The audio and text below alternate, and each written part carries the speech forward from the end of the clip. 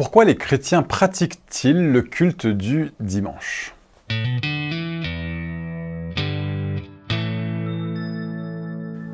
La plupart des chrétiens célèbrent traditionnellement leur culte le dimanche. Le culte du dimanche est en partie attribué au sabbatarisme, c'est-à-dire à l'idée qu'un jour de la semaine doit être réservé à l'observance et au culte religieux, comme l'exigent les lois de l'Ancien Testament concernant le sabbat, dans Exode 20, verset 8 par exemple. Selon cette conception, l'homme doit s'abstenir de tout travail sauf de celui qui est nécessaire au bien-être de la famille et de la société. Selon cette interprétation de la loi, les exigences de la loi ne peuvent être satisfaites que le jour du sabbat littéral, le 7e jour de la semaine, c'est-à-dire le samedi. Les adeptes du semi-sabbatarisme, dès le IVe siècle de notre ère, croyaient essentiellement, comme les sabbatariens, à l'exception qu'ils transféraient ces exigences du samedi au dimanche, le premier jour de la semaine, le jour où Christ est ressuscité des morts.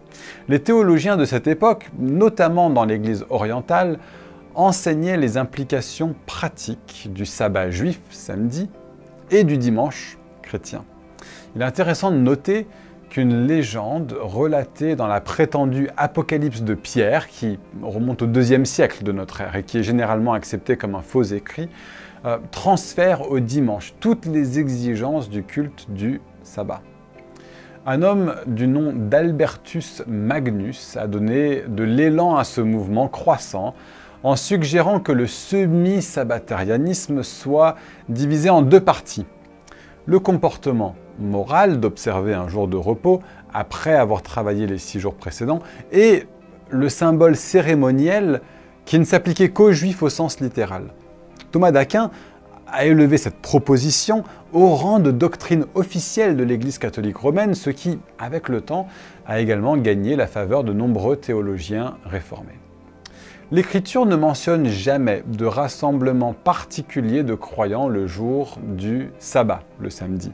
Cependant, il existe des passages clairs qui mentionnent le premier jour de la semaine comme étant le dimanche. Par exemple, Acte 20, verset 7, qui déclare « Le dimanche, nous étions réunis pour rompre le pain ». Paul exhorte également les croyants de Corinthe que chacun de vous, le dimanche, mette de côté chez lui ce qu'il pourra en fonction de ses moyens, etc. 1 Corinthiens 16, verset 2. Comme Paul désigne cette offrande dont il parle comme un service dans 2 Corinthiens 9, verset 12, cette collecte peut avoir été liée au culte dominical de l'Assemblée chrétienne. Historiquement, le dimanche et non le samedi était le jour normal de réunion des chrétiens dans l'Église et cette pratique remonte au 1er siècle.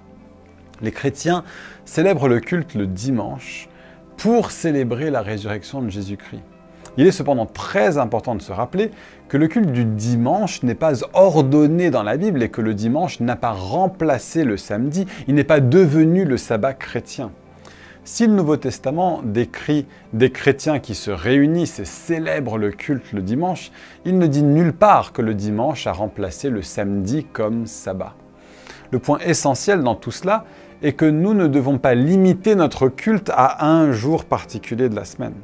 Nous devons nous reposer dans le Seigneur tous les jours, nous devons adorer le Seigneur tous les jours.